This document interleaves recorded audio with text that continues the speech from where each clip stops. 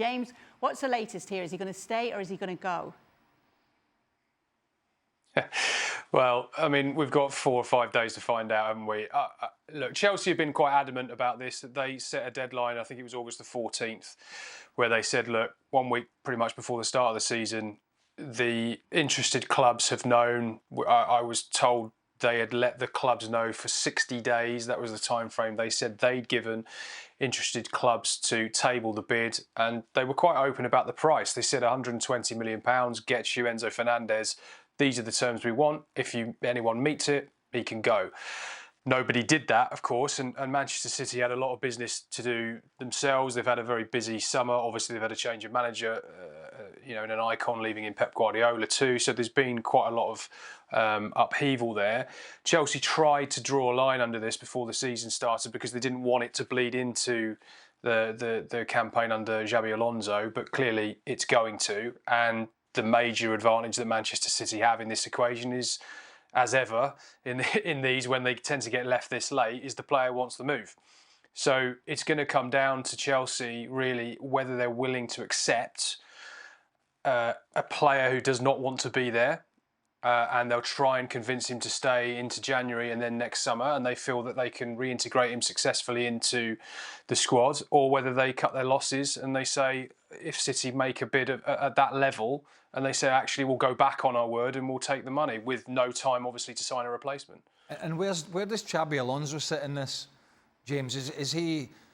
I don't know if you know this, but is he a big fan of Enzo Fernandez, or is he saying, if we get the right money, then we can? Do you even think at this late stage, if that was to happen, that they would have a replacement for him? I think Xabi Alonso's actually been really interesting publicly about this, which is to sort of say it got stuck on him, I think, right on the first press conference. Do you want Enzo Fernandez to stay? And he just answered yes, and there wasn't really an elaboration. There wasn't a kind of public courting of him and a talking up the player's ability and how much he wants to work with him, and he's one of the reasons I came in and all that kind of stuff. It was just yes. I think what Xabi Alonso's been really keen on behind the scenes is to really improve the culture of that dressing room, and that they felt it's been quite fractured in the past. It's been too big for too long. They've had too many players. It's been very difficult to keep everyone on the same page. And I think what he said to Enzo Fernandez, as he said to really the whole group, is if you want to be here, and certainly to someone with Enzo Fernandez's ability, if you want to be here, then we want to make the best of you. We know if everyone's picking their best 11 at the moment with Chelsea and everybody's fit, Enzo Fernandez gets in it. And Xabi Alonso's not about to give up a player of that talent just sort of on a whim. I think he just knows that if that player does not want to be fully invested, and Enzo Fernandez is quite a volatile character, we've seen that quite clearly at the World Cup. He's had his problems at Chelsea in the past. He obviously was dropped last season by Liam Rossini when he was quite public about flirting with moves. All right, he didn't specifically name Real Madrid, but I think he talked about how much he liked Madrid in an interview. And with ESPN Argentina, seconds after they went out of the Champions League, he was asked about whether he'd be there next season, and he said, I don't know. I mean, he knows what he's doing. He's sowing those seeds of uncertainty. And I think there's part of Alonso that thinks, I don't need this. I don't need a character like this when I've got, remember, a game a week. They don't have European football.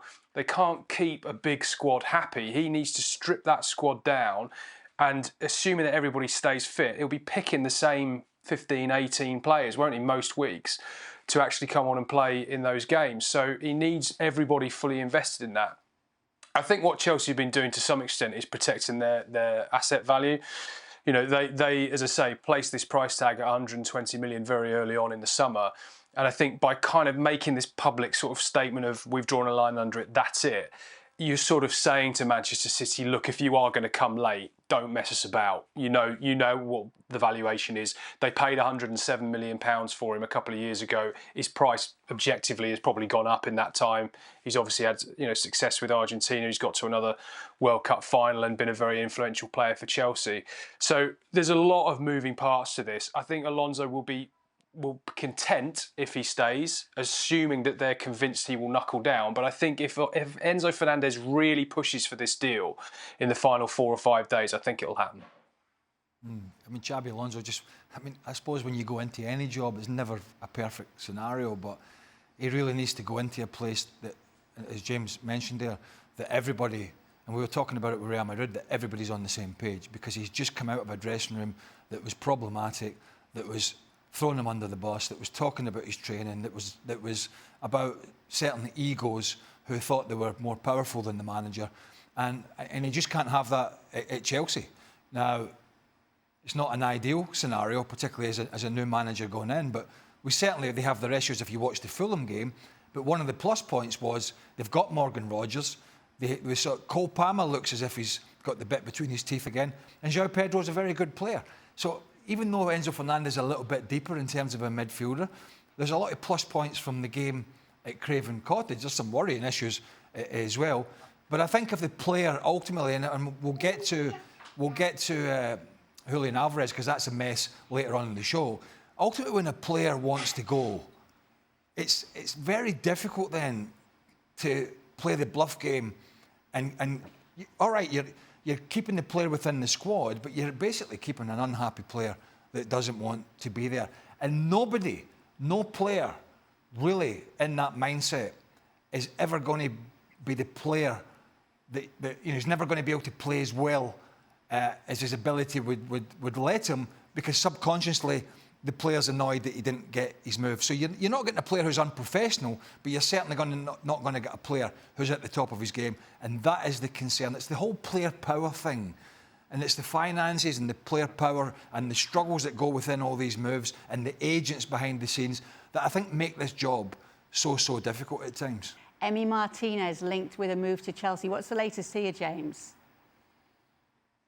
Yeah, I think this is an interesting one, because there's another part of this equation, which is Mike Penders, the goalkeeper that they had at Strasbourg, who's come in this season, and I've been told that they view him very highly, and they see him as being a future number one at Stamford Bridge quite soon, in fact. But whether it's quite this early on, I'm not so sure. He's only 21. He's not played a lot of top-level football, and it would be a huge ask, really, to say you're now going to be the number one after Robert Sanchez has started the season so disappointingly. So Emi Martinez is an interesting one. I think he's been offered to Chelsea rather than Chelsea have gone and actually looked at options. I think everybody could see what happened at Craven Cottage. It's not the first time there have been question marks about Robert Sanchez. I think it's pretty clear that if you're going to try and, I don't think anybody's thinking Chelsea are going to win the league, but if you're going to go and push to try and win the league, get into the Champions League, I'm not sure Robert Sanchez is your goalkeeper who's going to do that. So there is an opportunity there to upgrade the squad and improve the starting 11. Emi Martinez, what is he, 34, big personality. It makes sense. It's a sort of 2+2 situation, isn't it? He clearly, his Villa future is very uncertain. Chelsea have a short-term problem. They could probably find some kind of compromise where he comes in for the season, or maybe they give him a 2-year deal and they review it next summer. But they've been very clear behind the scenes that they really see Mike Penders as being somebody who can come in and establish himself. And they've really got a judgment call to make now. Do they trust a 21-year-old goalkeeper? Do they persevere with Robert Sanchez? Do they think actually this is a bit of a one-off? I mean, it's not, but maybe they think it's a one-off at the start of the season. Let's see where we are in 6-8 weeks' time, and maybe Penders with some more training. Maybe he works with the coaching staff, obviously with Xabi Alonso, who's only just gone in there. Maybe they think actually he could be ready. But it's just all come at the wrong time. I think if this had been a year later, I don't think Chelsea would even be thinking about signing another goalkeeper. I think they'd probably be giving Penders a go, but it would be a big call to put him in now at this stage of his career. I know which option I wouldn't be taking. Would be the persevering Robert Sanchez. Well, it wasn't really a glowing endorsement there from James himself. No. He said it very politely. No, because look, he does some really good things, but unfortunately they are all battered away by some of the bad decisions he makes with the ball at his feet, some of the saves that he should make that he lets in. He's a bit of a liability. He wasn't always number one at Brighton.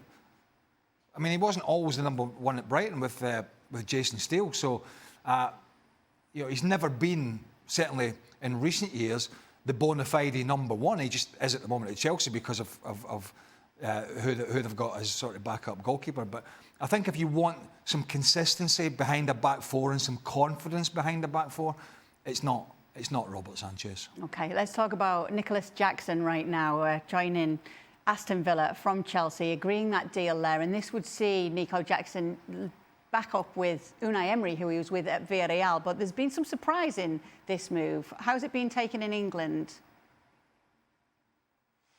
Well, I mean, we sort of got wind of this probably the back end of last week that Villa were probably going to sell Ollie Watkins, and therefore they were looking around for alternatives and for replacements. And yeah, Nicolas Jackson's name came up as you mentioned there, Kay. The Emery link, I think, is significant, but also they need somebody who can come in and hit the ground running. And knows the league, which obviously Nicolas Jackson does, and his career is really, I mean, he's had a quite remarkable 12 months, really, when you think about the Bayern move and then Chelsea trying to call it off at the last minute because they got an injury right at the start of the season, and then obviously he stayed there, and it's been. I actually think there's half a player in Nicolas Jackson. I'm not sure he's necessarily right out of the top drawer, but I think he could come in and do a very good job for Villa, and Villa are in that position where, because of the squad cost ratio rules, the financial rules that govern the Premier League teams, they have to do a lot of trading every year. They have to trade quite heavily, and it's a big job for him because that Europa League final squad has been gutted, really. The starting 11 has had the spine kind of ripped out of it when you think about the players that have gone, Konsa and Tielemans and Watkins. So it's a big ask, but it does make a lot of sense. And again, Chelsea have ended up getting a very good fee for a player that they don't want, and they are starting to make a bit of habit of that, I have to say. Yeah. I mean, he's again, it's the Unai Emery link. He knows the player, but also he was one of those players, a bit like Marcus Rashford when he got this move to Barcelona. You were like, he's one to watch. And actually, Rashford did pretty well. He didn't get the move that he wanted because Gordon came in and blah, blah, blah. And with Nico Jackson, it was very similar. He's going to Bayern Munich? But actually, he did okay as a backup for Harry Kane, if I'm being honest about it. Now, is like James said, would he be your number one go-to guy for a lot of people? Probably not. But at times he does some good stuff. And Villa are in a position where, they're pretty much selling everything. So Unai Emery needs bodies in there. Now, if we're talking about price tags, there's no point talking about price tags in this day and age because everybody's going for stupid money. It's about getting somebody in that can do a job for you, and the manager knows the player's capabilities. But to be fair to Nicolas Jackson, when he went to Bayern Munich, whenever he was needed, when Harry Kane needed a rest or needed a partner beside him, he wasn't overawed by that, to be fair to him. Now, how he got on at Villa, I don't know. It's just a shame Ollie Watkins, that scenario, going to Saudi Arabia. I get it. It's the money and all that sort of stuff. But you're really taking yourself out of, the Premier League, the global audience, and you're going to... Like a lot of these players that are still kind of in their prime, they're going out to Saudi Arabia to get the money, but nobody bats an eyelid. Nobody really bats an eyelid. They could go out there and score 50 goals. Nobody'd bat an eyelid. So it's a bit of a shame from Villa for that perspective, but you have to respect the player if he wants to go and get a big payday. Yeah, getting back to Chelsea sales though, James, they're doing so well, it seems. Again, pulling these sales off. How are they doing it? Well, they'll argue it's the contract model, starting that they sign these players on 6, 7, 8, 9-year deals in some cases, and that protects them as an asset value. And without getting too kind of technical about amortization and how sort of the accounting works, it means that what they call the book value of the player. So if you look at the balance sheet today, basically a transfer fee is divided by the length of the contract. So because the contracts are so long, the book value of these players are quite low. So Liam Delap's another really good example. They bought him for 30 million. They've sold him to Forest for, I think it's 45. But his book value would have gone down because he's been there for a year. So actually the profit that they've made in accounting terms, which is the really significant thing with Chelsea, because everyone's going, how are they spending all this money? How do they keep, throwing 117 million at Villa for Morgan Rogers and all that? That's the key figure, really. It's the amortisation that they've been very clever with, and it's why the regulations have changed, where you can now only amortise contracts over a 5-year period rather than the 8 or 9s. But Chelsea, of course, have done that prior to the rule change, so they've got quite a lot of leeway that other clubs didn't have. So that's sort of the nucleus of it. But they've also, I mean, Delap is a good example of a player they thought had obvious resale value if it didn't work out. He was young, he's English, he'd had a good season.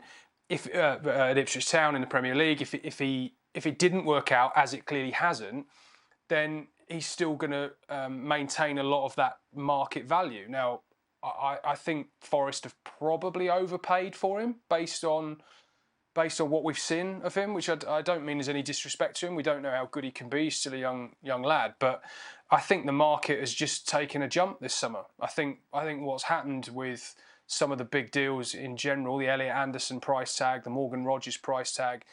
I've spoken to some pretty senior recruitment executives who are surprised about the clubs that have been prepared to meet these valuations, because a lot of these valuations have been put on players to ward off clubs, to sort of say, look, we don't want to sell Morgan Rogers, so we think he's worth 117 million, which obviously significantly is 1 million more than Elliot Anderson went for, because he became the kind of benchmark for the summer.